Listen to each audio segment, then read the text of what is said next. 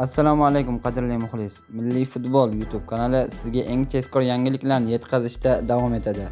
O'zbekiston terma jamoasining sobiq bosh murabbiyi Valeriy Nepomniachtchi O'zbekiston milliy terma jamoasining Jahon chempionatidagi ishtirokini baholab o'z fikrlari bilan o'rtoqlashdi.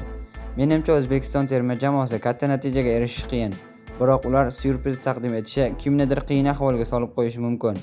Jamoaning guruhdan chiqishiga shubham bor. Menimcha keyingi bosqichga Portugaliya va Kolumbiya terma jamoalari yo'l oladi, deydi Nepomniachtchi. Ma'lumot uchun O'zbekiston milliy terma jamoasi o'z tarixida ilk bor Jahon chempionatida ishtirok etadi.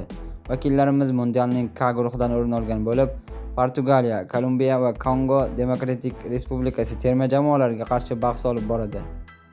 Jahon chempionatida ishtirok etadigan terma jamoalar Jahon chempionati oldidan so'nggi o'rtoqlik o'yinlarini o'tkazishda davom etadi. Unga ko'ra guruhdagi raqibimiz Kongo terma jamoasi Daniya bilan 0-0 hisobini qayd etdi.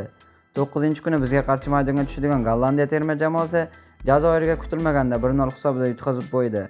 Qit'adoshlarimiz Koreya terma jamoasi esa ajoyib gol evaziga Kosta-Rika terma jamoasini 1-0 hisobida taslim etdi.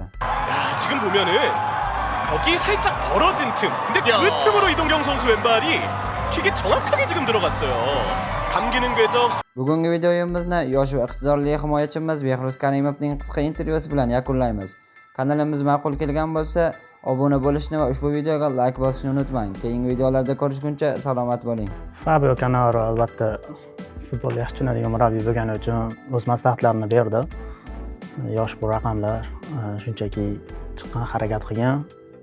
Agar menga yosh muhim emas, chiqib o'ynagan, yaxshi o'ynasang farqi yo'q, masalani qo'yib yuboraman deydi.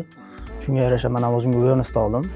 Mashg'ulotlarda o'yin harakat qilib, hammasi joyida bo'ldi.